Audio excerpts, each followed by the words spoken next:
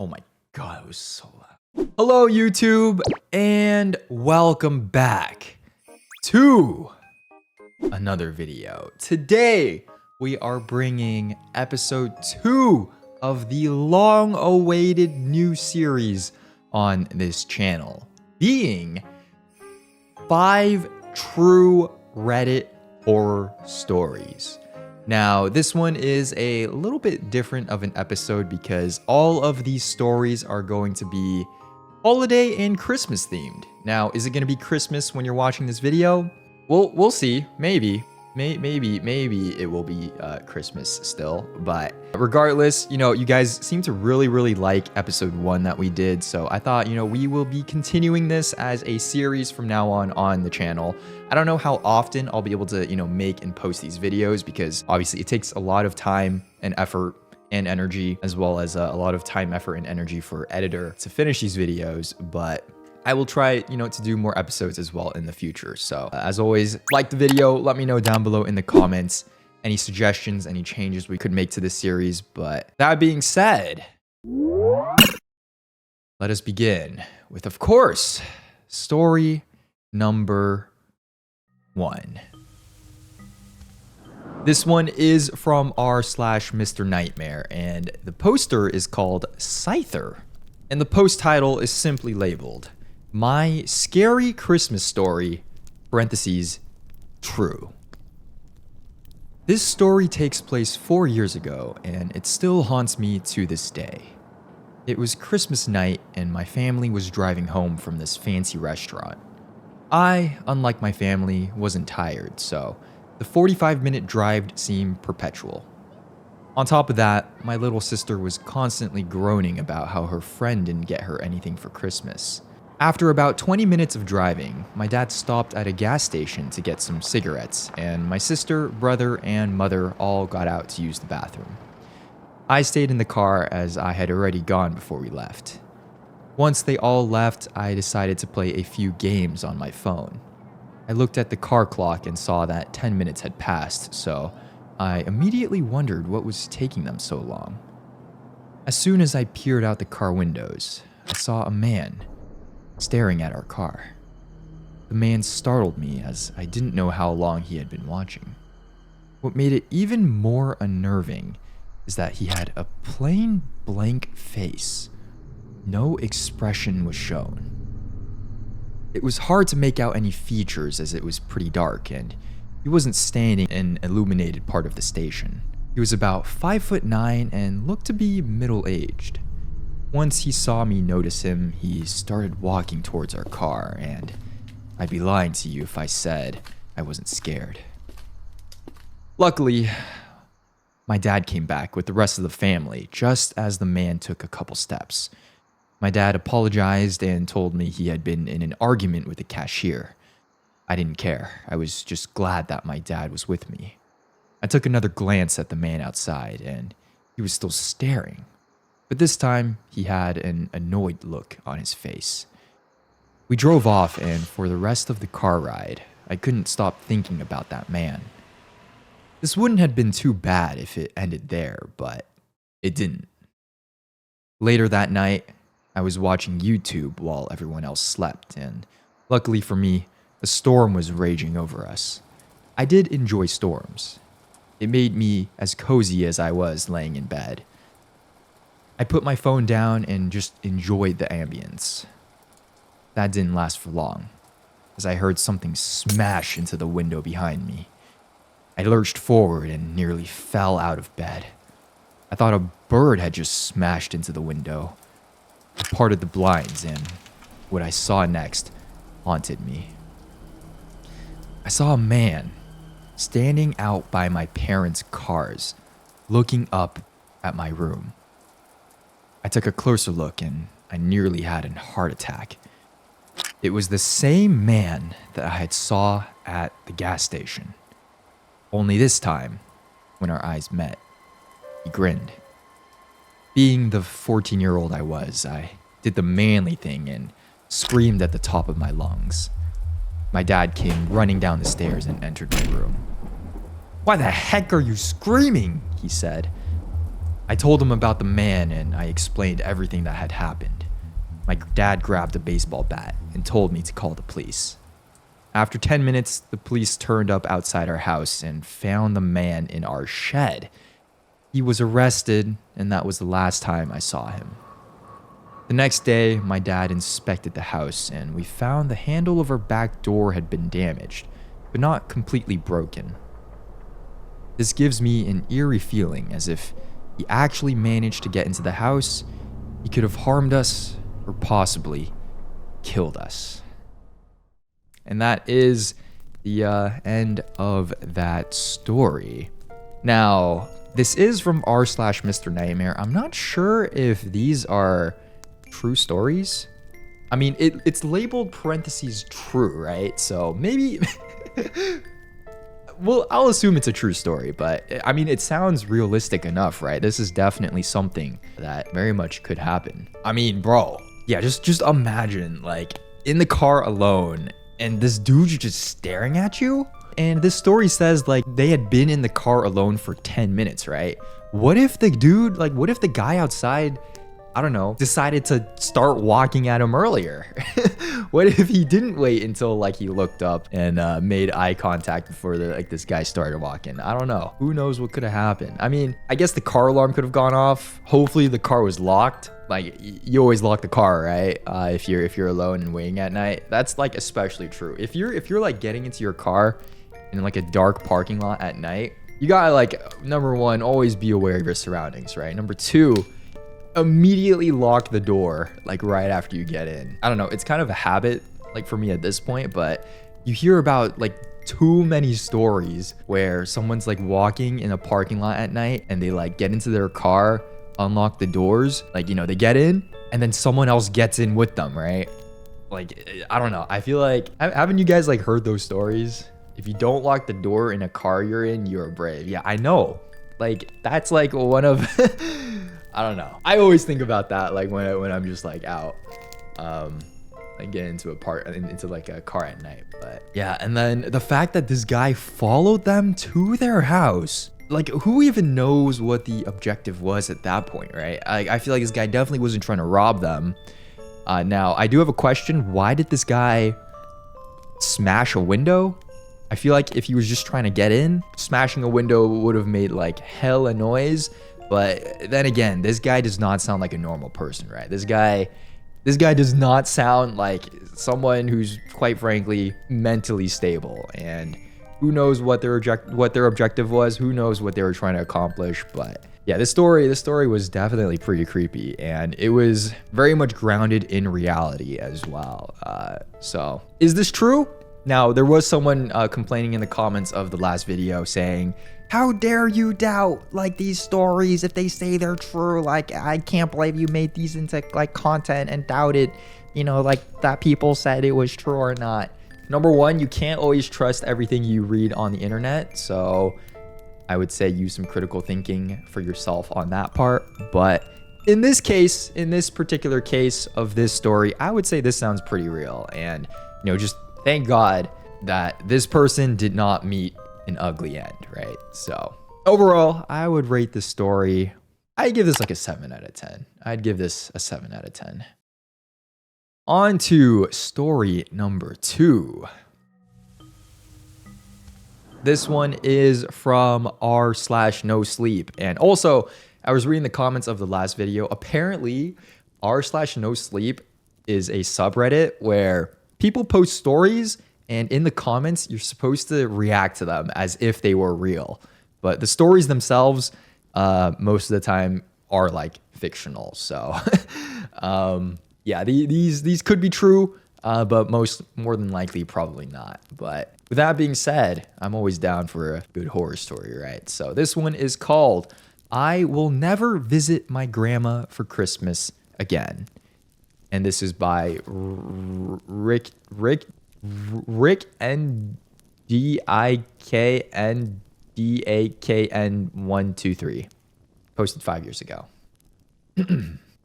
I love visiting my grandma. She always makes the food that I like, and in large quantities, and spoils me. With the hustle and bustle of college life, it's nice to go back to my childhood and allow myself to be spoiled for a few hours every few weeks. Even though she has 6 grandchildren, she made it clear that I'm her absolute favorite. She'd often have the whole family around for dinner, and after they left, she'd bring out the good stuff she made, just for me.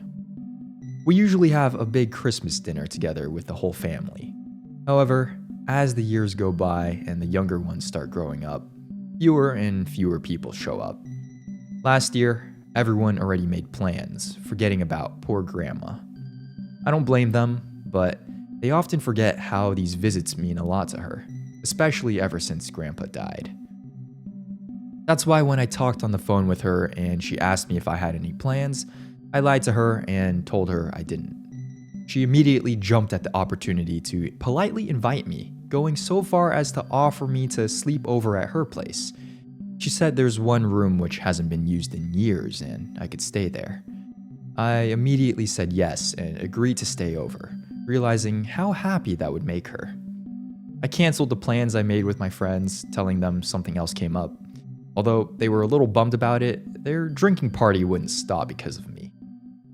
That was the last Christmas that I would ever spend with my grandma.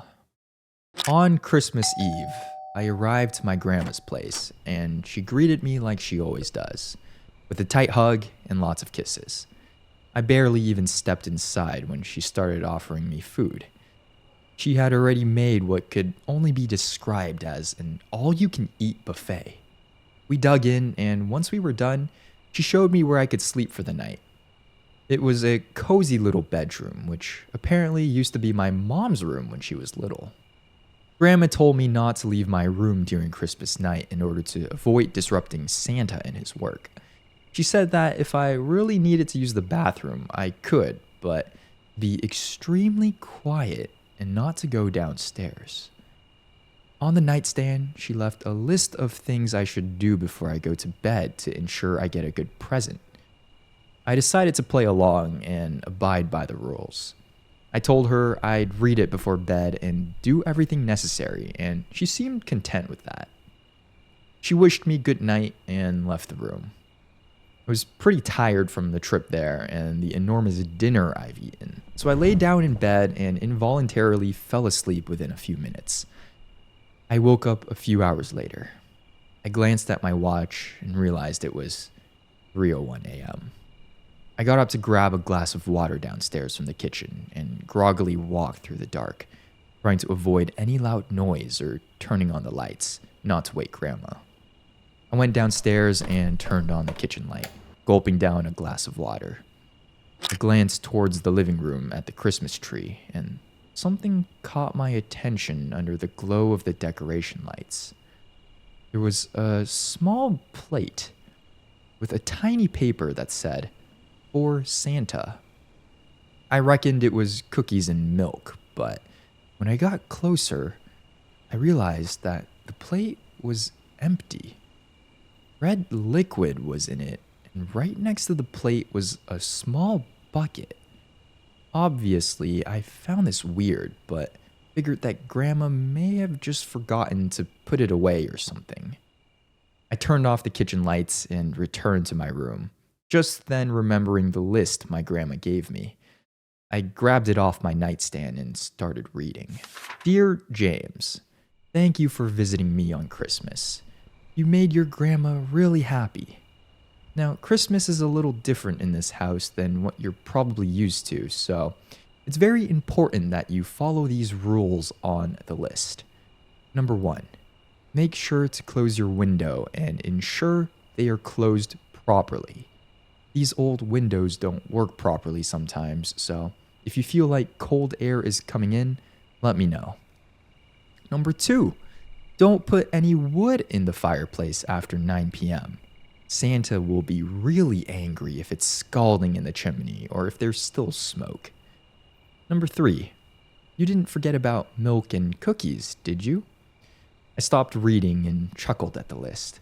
Grandma clearly wanted me to follow the basic rules for Santa like when I was a kid, but again, I decided to oblige. I can read. I continued reading the list.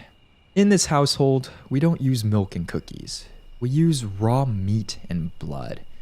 I already left a bucket by the Christmas tree, and there's a raw piece of chicken I put on the plate. Santa sure loves his diet. Number 4. If you're woken up by the sound of scratching or knocking on your window, ignore it.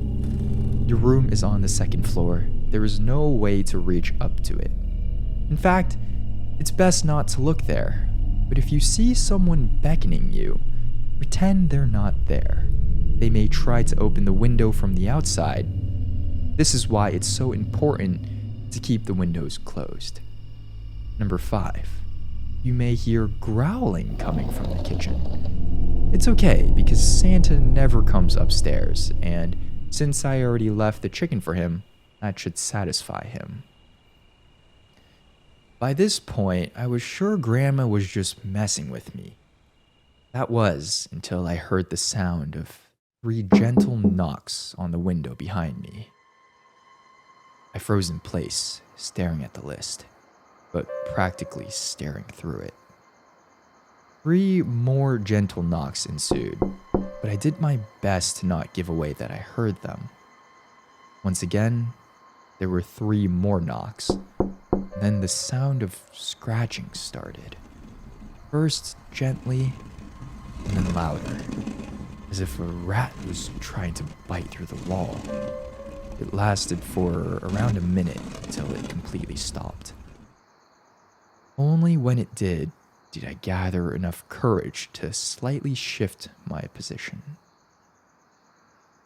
That was a mistake though, because when I looked down to the floor, at the light which was cast from the window, I saw the unmistakable shadow in the form of a humanoid silhouette stretched across. I couldn't tell for sure, but it looked like whoever was there held both his hands on the window and stared directly towards me. I decided that the best thing to do was to continue reading the list and to try and distract myself. Number 6. If someone walks into your room while you're sleeping and you happen to wake up, pretend that you're still asleep. In the worst case scenario, the person will sit on the edge of your bed and observe you, so do your best not to let them know you're awake. If you feel their breath on your neck and it gets progressively closer, it means they've realized you're awake. Number 7. You may hear me calling you from downstairs. Don't listen to it. I will, under no circumstances, go downstairs during the night. Number 8. Last and most important rule. If you get up to go to the bathroom, never, ever, ever turn on any lights in the house.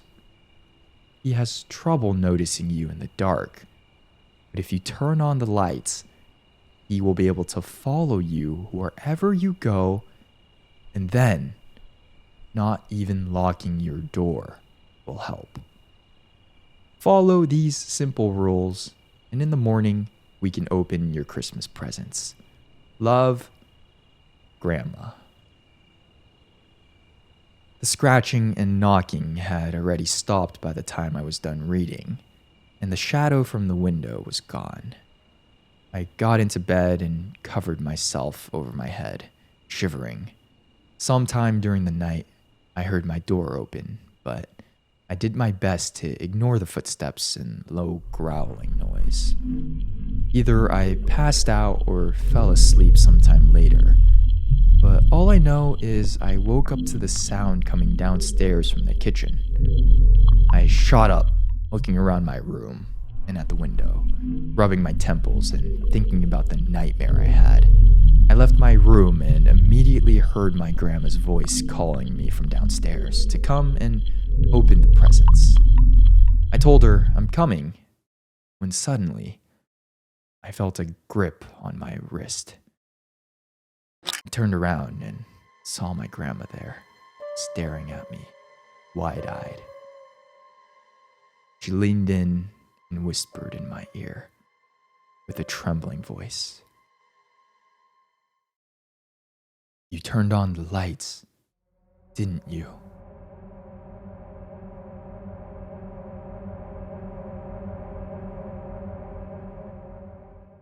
Ooh. Ooh-wee. What a story. Now, is this true? Considering the fact that it is coming from r/no sleep, as well as just the contents of the story, I would say probably not. At least I hope it's not. At least I hope this isn't true. But is this a freaking creepy, scary story? I would say so. This story was honestly, like, I low-key got chills while I was reading this. This was such a well-written story, and although, you know, it is fictional, it's definitely still quite creepy. And yeah, just the way that it was written, the way it was presented, the pacing, and thankfully the grammar of the story, all on point. So, oh my god, that is actually so creepy. Now, I do have a couple questions about this story. Like, number one, what the heck is that thing? You know, like, why do they have to leave an offering for quote unquote Santa? Number two, why does this only happen on Christmas? Number three, does grandma have some sort of like secret lore behind her? Like, what is happening there? What if it's grandpa? Yes. Grandpa is climbing down the chimney, eating raw chicken and drinking blood, and stalking whoever it is in the dark every single Christmas. Maybe it's like a Krampus thing. What is a Krampus? Krampus. A half goat, half demon figure from Central European folklore who punish children who misbehave at Christmas time. Damn, this thing looks kind of creepy. Maybe it could be. Maybe it could be. Maybe it could be. Yeah, and this thing's like mimicking the grandma too. Yeah, one thing I'm just kind of like confused about is if like no one's ever stayed over on Christmas, how does she know like how this thing's gonna act, right? How does she know it's gonna, you know, mimic her voice? Or I don't know, maybe she's just like assuming. Maybe like normally it mimics someone else's voice, so she's like, yeah, don't listen to like any of these voices. But like if it were me, I'm gonna be honest. And if I read this before I went to bed, bro, I'm out of there. I'm sorry, grandma. I know it's lonely. I know I'm your favorite like grandchild, but I am not staying in this house. I'm afraid you're gonna have to spend Christmas alone. Actually, screw this. Let's burn this house down and we'll move somewhere else instead. Like, you know what I mean? Like, I am not dealing with this. I am not dealing with this. Let's go stay at a hotel, bro. Yeah, why don't invite your second favorite grandchild over? You got 5 others. You don't need me. You don't need me. Christmas will still happen. It's fine. I'll come over on Christmas Day. It's all good. It's all good. But anyways, this was a fantastically written story. So I would probably give this one, I'd give this like a 9 out of 10. I'd give this a 9 out of 10. Anyways, moving on to story number 3. This one is a bit of a different one because this is actually a 3-in-1. The person who wrote this thread has 3 true scary Christmas stories, and they are all about shopping. So, all shopping themed and all allegedly true. This is from r/Killer Orange Cat, posted by Killer Orange Cat. And the title is simply 3 True Scary Christmas Shopping Stories. Number 1, customer. I hear a lot of scary shopping stories, and they are usually from the perspective of the person who is shopping. However, my scariest experience happened when I was working at a bookstore. About 2 months after I was promoted from bookseller to assistant manager, we were hit by the Christmas rush. It was always so overwhelming, really. By the end of the night, everyone was so wiped out. And getting all the receipts and drawers counted at the end of the night took so much time. On the nights that I was closing, I let the workers go as soon as they were done. There was no reason to make them stick around and be tired while I was finishing up my work. After I let everyone go, I went back to the office to do my work. After a while, I heard the doorbell ring. We had security cameras, but there wasn't one at the door, so I had to go to the front door and see who it was. There was a guy there, and he was dressed in dark clothes and had his hood up. I asked him how I could help, and, of course, watching him through the door. I'm assuming they meant to say, like, I was watching him through the door. "Hey dude, I left my wallet in your store," he told me. "Can you open the door and let me in to just get it?" I asked him where he thought he left it and that I would look for it for him. He didn't like that idea and told me he wasn't sure. He had been shopping through the entire store and would have a look for it. I asked him if he had bought anything and he told me yes, which meant he had to have his wallet on him at that point. I pointed that out to him and he seemed a bit taken back. I told him we didn't get anything turned in, but I could take his information and get back to him if we did find anything. The man began getting angry, telling me that he needed his wallet tonight and he couldn't wait for me to look for it. He kept insisting that I let him in so he could look for it. When I told him that there was no way I was letting him in the store this late, and while I was alone, he began getting visibly angry. He told me that if I didn't let him in the place right away, he would call the police and tell them that I stole his wallet. He even got his cell phone out of his pocket and acted like he was going to call. At that point, I had enough. I told the guy the best I could do for him is take his information and call him if anything was found. I then told him that if this wasn't good enough, then there wasn't anything at all I could do for him. He got really angry and began swearing at me. He grabbed the door and began shaking it, demanding that I open the door. I told him I was going to walk over to the customer service desk and call the police. I wasn't willing to cooperate anymore. As I made my way over there, I noticed the guy take off down the street. I thought that was the end of him, and I figured I didn't really need to bother the police for this.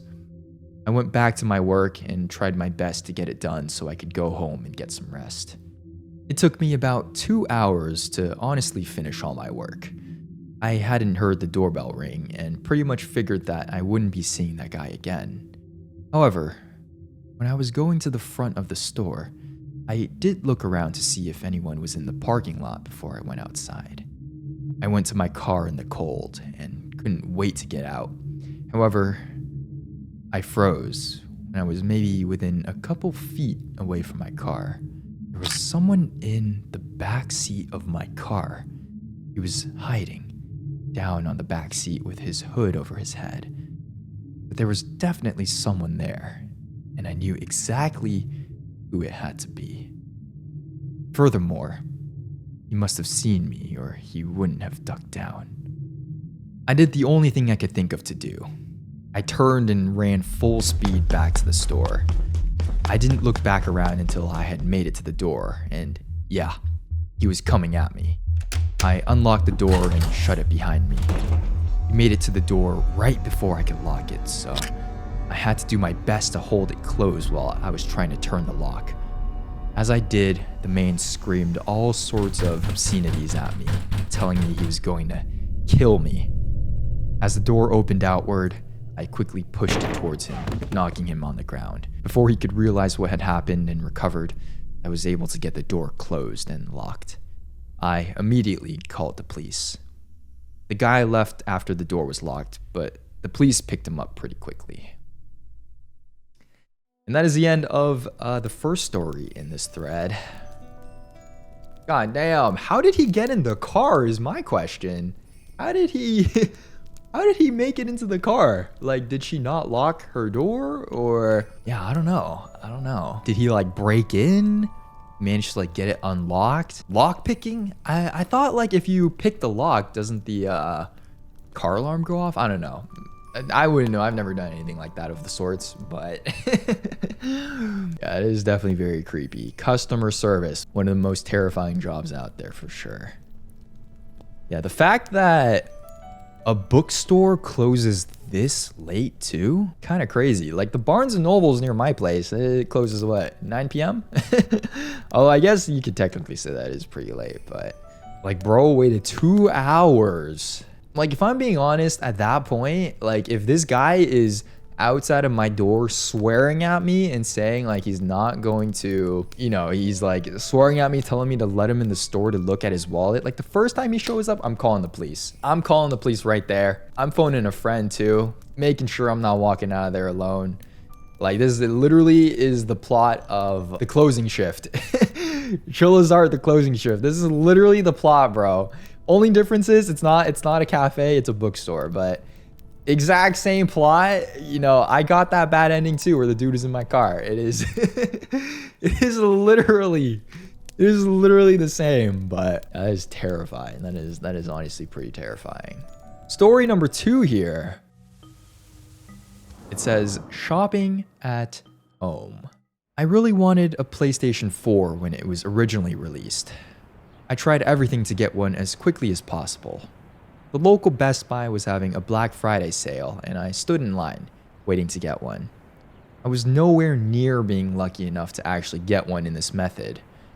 I then tried getting one online.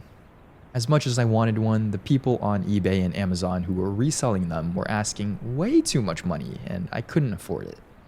After several days of trying my best to get one, I had to come to the conclusion that it wasn't going to happen. It was then that I thought I came across a bit of luck. Going through Craigslist, I found that someone was selling their PlayStation 4, and at no more than the original buying price of the system. I, of course, was skeptical. I couldn't understand why they would do that. Also, I figured as in demand the system happened to be, that someone would have claimed it right away. I immediately emailed the seller and let them know that I was very interested and hoped that they still had it. I was surprised to get an immediate response that they did still have the PS4 and would be willing to sell it to me. They asked for my address so they could bring it over. I was sort of hesitant and asked if it would be better to meet in public. I wasn't too keen on the idea of someone coming over to my house. He let me know that he was going to be very busy all day and couldn't keep an appointment in public. It would be much better if he came over to my house. I was still not really ecstatic about the idea, but I really wanted that PS4. I agreed and gave the guy my address. I figured it was safer than me going over to his place. This whole exchange took place at about 9 a.m. I was so happy and really eager to get my PS4. My eagerness only grew as I began waiting for the guy to show up. Hell, I not only began waiting for him, I waited for him for a long time. Hours passed by, and I began to think that he wasn't going to come. At about 2 p.m., I had gotten really impatient. I tried emailing the guy back, asking him where he was. Previously, I had gotten very quick responses from him, but I didn't get any this time. At around 6 p.m., I had lost all hope. I figured that more than likely he got a better offer from someone else and didn't want to tell me. I was disappointed, more than I could possibly even tell you. It's one thing to not have gotten the item from the store. I could come to terms with that. But I was so close to having one in my hands and just didn't get the PS4. And that was the scariest thing to ever happen to me. Just kidding. For the rest of the night, I kept looking around on Craigslist to find a new PS4 that was within my price range. I wasn't able to find anything, and before I knew it, I had wasted the entire day and the entire evening with this search. It was past midnight at that point. I got ready for bed, and it was then that I heard something. At first, I dismissed it, thinking that it was just my imagination. But then, I heard it again. It was someone knocking at my door. I walked up to the door and looked out the window. There was a guy standing there, and I asked who he was. He identified himself as the guy who had the PS4. He apologized for being so late, and he told me he got caught up during the day. He asked if I had the money. I opened the door, but kept the screen closed. I told him I had the money, but I didn't see that he had anything with him. I asked if he had brought the PS4 with him. He told me it was out in his van. He asked me to get the money and come out to the van with him, and he would give it to me right away. I let him know I wasn't really comfortable walking out to his van, and he told me it was alright. I looked over his shoulder and saw that someone was in the van waiting. And he had been keeping his hand on the hooded sweatshirt all the time while he was talking to me. There was something more than just his hand in there. I told him I'd go get my wallet and come right back. He protested as I closed the door in his face, and then I locked it. I was too uncomfortable with this, and I went over to my phone to call the cops. As I did, I heard a loud hit on my front door. Then a few moments later, I watched the van drive away really fast. When I went to check and see if he damaged my door, I nearly fainted as I saw a knife embedded into the door itself. I was right that he had something in his sweatshirt and that I shouldn't have gone out to the van with him. Well, I'll tell you, your first mistake was looking for a PS4 on Craigslist. That is most definitely your first mistake. Oh my goodness gracious. I would never ever give anyone my address of like if it's like a IRL exchange, nah, never, dude. That is just you're just asking for trouble. Like either meet up in a public place or it's just too good to be true. Especially if like this is a deal where this guy is selling a PS4 for listing price while it's like super in demand and popular. Like that's already a red flag, right? And then asking for your address, is that worth a PS4? Is your life worth the PlayStation 4? Now, I love Sony, but I'm sorry, I don't think so. I don't think so. I don't think so, man. I don't think so. That is actually kind of crazy. Although now that I'm thinking about it, when I was buying furniture on like for my apartment on Facebook Marketplace, I did give people like my address and they showed up like with the furniture. So I'm a little bit hypocritical in that sense, but I live in a very like public area. Okay, it's not like I'm in the middle of nowhere like alone at 12 p.m. like 12 a.m. All right, it's not like that. It's not like that. It's not like that. Not like that. But still, yeah, maybe don't do something like that. You feel me? Maybe don't do something like that. And also, the furniture I bought was kind of overpriced and a little bit expensive. So not a red flag. If anything, I kind of got scammed, but you know, it is what it is. Anyways, third and final story in this thread. And this one is simply called Black Friday. Normally, I don't go out Christmas shopping on Black Friday. I know there are deals to be gotten, but the actual amount of people who get them is pretty low. It sometimes seems that more negativity comes out of it than anything. I did go out on Black Friday once, and honestly, the experience kept me from ever even considering doing it again. This was a few years back. The big Christmas gift that year was a game called Uno Attack. It was supposed to sell out pretty quickly, and my nephew really wanted one, so I decided for the first time ever to brave the Black Friday crowd and see about getting one. I waited outside the store in line for it to open. The entire time, I kept wondering why people were so fanatical about doing this.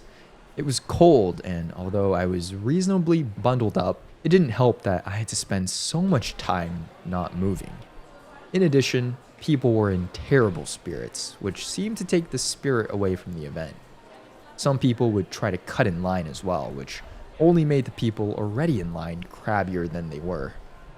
When the store was getting closer to opening, I noticed that there was someone from the store headed out and talking to each person in line. When they got to me, I realized he was handing out tickets, indicating who would be able to buy an Uno Attack game. He asked me if that was why I was there, and I told him yes.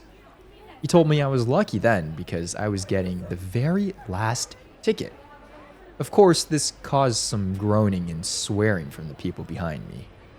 Although I hated the idea that there would be a lot of children who wouldn't be getting the toy they wanted, I was elated. That was until this guy got out of line and walked up to me. He came up immediately after the worker left. At first, he offered to buy the ticket from me. I told him no because it wasn't a matter of money. It was me trying to make my nephew happy. He then started telling me that his son really wanted the toy. I countered with letting him know that my nephew also really wanted the toy. When I kept refusing, he started telling me other stories, such as his son was really sick, but I could tell he was just doing his best to make me feel guilty. From further back in the line, a few other people began telling the guy to leave me alone. He got into a shouting match with several of them. Eventually, the guy stomped away, but not before telling me, "I'll get that toy." I tried not to think about it. I went in, claimed the Uno game, and did some more shopping. I figured that since I had spent so much time outside waiting, that I should try to get as much done as I could. When I was done in the store, I went back out to my car. I put all the toys in the trunk and then walked over to the bookstore in the strip mall in order to get some other items. When I began walking back to the car the second time, I paused when I noticed the man from earlier was leaning on my car. I began feeling tense, knowing that the guy was going to confront me again. He was much bigger than I was, but I decided I couldn't let him intimidate me. As I got closer to my car, he noticed me and he smiled. He reached into his pocket, and I assumed that he was reaching for his wallet. But it only took a moment before I saw that it was a pocket knife, and he flipped it open. I immediately stopped. I couldn't imagine the guy would be stupid enough to try and threaten or stab me in a busy parking lot, but I didn't want to test that theory. So I turned and quickly ran back into the store that I had bought the Uno game in. I let the store security know what had happened, and they gave me an escort out to the car. The man was gone, but I was still shaken. I was more shaken when I noticed knife marks on the lock for my trunk, and that my trunk was dented. There were also deep scratches in my driver's side window. I never went out on Black Friday again. Bro, for Uno? For an Uno game? You're threatening to rob someone for Uno Attack? What even? I have never heard of Uno Attack. When did this game come out? Release date. 1998, bro. Oh my god. Okay, you know what? That actually makes sense. I feel like all these stories are probably from a while ago. These don't sound very recent to me. You know, first of all, being a PS4, ain't nobody want a PS4 anymore. Uno Attack, as well as like Black Friday. I feel like Black Friday just isn't as much of a, you know, it's not really as much of a hit as it used to be. Like, maybe 10 years ago. You feel me? I feel like everyone just does like all their shopping online now, and you get like the online deals. And instead of like waiting in line and like fighting with other people at the stores, you just fight with like bots and like scalpers these days. But still, definitely pretty creepy stories. And what have we learned? It's other people that you probably need to be scared of. Yeah, I mean, Black Friday horror stories, like holiday horror stories, always pretty creepy, especially because they like, I don't know, I feel like when it's like cold outside and like the setting is like, you know, dark and at night, it's always a bit of a creepier vibe, right? But what have we learned from this thread and these stories? Number 1, don't buy a PS4. Number 2, don't work in customer service. And number 3, your life is not worth an Uno Attack game. Overall, I would probably rate this thread like, I give this like an 8. I give this thread like an 8. Story's pretty creepy overall, and my only complaint with these stories is the periods and commas were placed in a little bit of a weird spot. So the flow of the story was kind of interrupted, but it's okay. I like adjusted some of it as like I was reading. That actually was not our final story of the day, because we do have one more story to read. And actually this one is not from Reddit. This one is a story that one of our viewers in chat, Sammy, has decided to submit. And actually, they were writing this story out as I was reading the first 3 stories. So I hope they're done by now. Are you done, Sammy? Is the story ready? So this is a live submission. We're going to be reading it and rating it on stream to finish this off. Now, if any of you guys watching this YouTube video would like to submit a story for yourself, you can join the Discord. I think I will start doing a channel where I will let people submit their own true scary encounters for us to read on potentially future episodes, as well as just, you know, maybe we can do stuff other than Reddit threads and stories. Maybe we could, you know, do episodes of true stories from you guys, true scary stories. That could be interesting. I don't know. Let me know if you'd like to see something like that. But anyways, this is our 3rd and final scary story of this video. And this is submitted by none other than Sammy, one of our viewers. I will read it word for word here. So this happened like 8 months ago. I had just gotten back from work. It was like 11 p.m. and I was hella tired because I didn't get any sleep last night. So I was barely even standing. My roommate was out of town and I was alone. So when I got back to my dorm, I closed the door and locked it. I then freshened up and sat down on my desk. As I was watching a show, I felt a breeze past me. No air conditioner was on or any window was open. I shrugged it off, not minding it. But then I felt someone just behind me, breathing. I turned around, but nothing. And when I turned back around, I noticed that my room's door was open. I felt chills because I clearly remember closing and locking it. I was stunned for a few seconds, but I thought maybe I was just so tired that I had forgotten to lock it and someone was just messing with me. I tried to ignore it, but my gut feeling was telling me to get out of the room. But I stayed because I had nowhere to go and my parents' house was like 40 minutes away. I closed and locked the door again. An hour later, nothing happened. I had calmed down by then. It was past midnight and I was ready to head to bed. But then I saw a tall black silhouette from the corner of my eye. It was just standing there on my left side, staring at me. I quickly turned back, but something was telling me to look again to make sure I wasn't hallucinating. I glanced back and it was gone. I was frozen. I didn't know what to do. I was just staring at my PC. I knew I had to get out of there, no matter how late it was. I grabbed my things, called an Uber, and went to my parents' house. On the way, I called my roommate and told her everything. I also asked her if she had ever had an experience like that. She said no and shrugged off, saying I must be too tired and that I was hallucinating things, but I don't think so. I know what I saw, and it was something unexplainable. I moved out of my dorm and now I live with my parents. Every time I think about it, it creeps me out. So I have a few questions. Okay, number 1, what part of this story is supposed to be holiday or Christmas themed?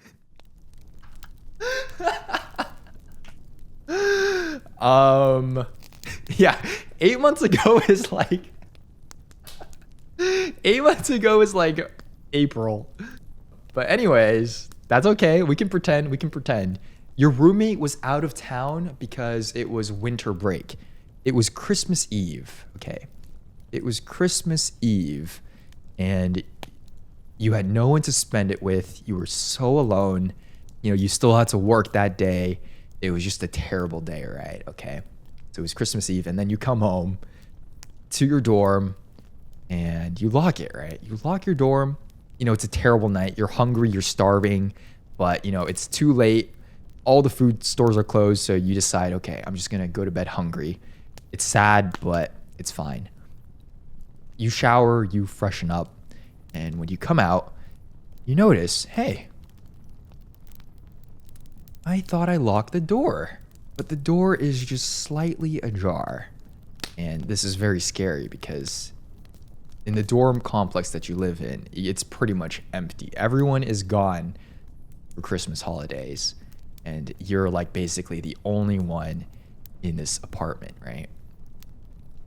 You think that's a little bit weird, but maybe I'm just tired. Maybe I just, forgot to close the door. So you lock it. You don't think anything of it. You go turn on your computer, put on your favorite YouTuber, Anthony Chen, MoreAnt, and you watch a bunch of his videos because that's just what you do in your like free time. And at that point, it's past midnight. You've been watching videos for like 5 hours at this point, and you decide, okay, that's enough. I'm gonna get up. I'm gonna go to bed. So you get up. You're gonna go, to the bathroom, but that's when you notice your door is slightly open again. You could have sworn you locked it. You're for sure this time. This cannot be happening. As you walk over to the door, you suddenly freeze. You feel a piercing gaze on your back.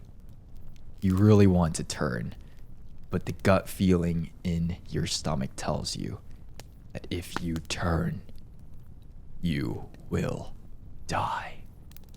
As quickly as you can, you get up. It's already past 1 a.m. at this point. You walk out of your dorm room as fast as you can, call an Uber, get the heck out of there. To this day, you still think about this encounter and it gives you chills. And you realize what it must have been is the ghost of Anthony Chen haunting you because you weren't subscribed to all 3 of his YouTube channels. So this is the end of... Actually, sorry, I have to rate Sammy's story. Okay, actually, this does kind of remind me of when I was in college.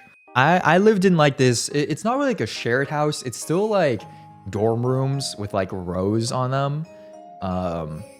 And like, you each have like your own room with like a shared community bathroom and stuff like that. But it's definitely like a smaller house because I went to a very small school. So in this like housing complex, in this house, there's pretty much like, I want to say 35 people who live there at a time. However, I think it was either winter break or spring. I can't remember if I went home for, I think it was probably spring. I think it was spring break. But everyone like went home, but I was still at school because I wasn't going home for spring break because that's like a cross country flight. And I also didn't like go with my track team who were like going to Florida for a track meet. Must have been nice because I had a freaking sponsored stream. So I had to stay back at school while my teammates were chilling in Florida and do my sponsored stream. But anyways, that point aside, literally everyone else was like gone from campus. Everyone else in like in the housing complex was like home for spring break or they had like other stuff to do. Yeah, that was just like one of the creepiest experiences ever because like you're just totally alone in this like pretty big like house, right? And I'm not gonna lie, my stream schedule was like a little bit messed up at that, my sleeping schedule was a little bit messed up at that point. So I would always be awake until like 3 or 4 a.m. Whenever I was hungry around like midnight or like 1 a.m. Yeah, I would always go to like the lecture halls like 5 or 10 minutes away. And then I would just use the vending machines there to like get a snack and then I'd come back. Actually, anyways, this is an important part of the story. But one night I went at night. I mean, yeah, I'm hungry. What are you gonna do? You gonna starve? But anyways, one night I went during like spring break and campus is like a ghost town. All the lights are off in the lecture hall as well. So it was like a pretty creepy experience. I go, I get my snack, I come back. Normally when it's like that late, all the lights are like off in the housing complex, right? But when I come back, I notice like the living room lights are on for some reason. I'm like, okay, that's strange. They're like automatic lights. It's fine. Like I haven't seen anyone in the housing complex for like 4 days at that point. So I literally thought I was alone. I was like, maybe someone else is here. It's all good. So I go into my room. I'm like eating my stuff. And then I'm still hungry. So at that point, I'm like, okay, you know what? I get my cup noodles and I go downstairs to like get hot water, right? When I come out, like the TV in the living room is open, but there's literally no one in the living room like watching TV. And I'm like, okay, maybe someone just left it on. Like, there's definitely someone else in like this housing complex with me, right? But I literally have not seen anyone. I swear to God, I haven't seen anyone in a long time. So I don't know. I just leave it on. I go downstairs. I get my hot water. I eat my cup noodles out of my cup. I'm back upstairs. It's like 2 a.m. at this point. But then all the lights and the TV is off now. And I'm like, okay, there's definitely someone else here with me, right? So then I just go back to my room and then I don't think anything of it. And to this day, was there someone with me? I don't know. Maybe someone else was there for spring break. Why are they up at 1 a.m. watching TV and leaving it on? I don't know, but kind of a similar creepy experience. Bro doesn't care. Yeah, I honestly don't care that much. Yeah, I don't really care that much either. But anyways, these stories definitely pretty creepy. Sammy, I would rate your story. I'd give it like a 5. Like, it's not bad, you know what I mean? It's not bad, but I'm being honest. Maybe focus on the writing aspect of it. You wrote it just now, yeah, that explains that explains it. You know, it's still creepy. I hope, you know, you never experience something like that again. A dark, creepy figure in the corner of your room. I mean, did you move? You had to go back to the dorm, right? You had to go back to your dorm after, I don't know, your roommate. Was there like anything there, or was it just like normal? Or it was normal? Okay, I see. Well, I wish you a better experience in the future. Anyways, if you're watching this video on YouTube, thank you very much for making it to the end of this 5 allegedly true creepy stories from Reddit and Sammy. I hope you guys have enjoyed this. Definitely do want to try making another episode of this in the future. So like I said, if you have any stories that you'd like to submit, be sure to join the Discord. I will probably put up a channel in the future when I do want to maybe review some more stories. But yeah, definitely super interesting. Wish you guys all a wonderful holidays. If it's not the holidays anymore by the time you're watching this, Happy New Year's, I guess. Wish you the best. Stay safe. Have a wonderful time with your friends and family. And I'll see you in the next video. Peace.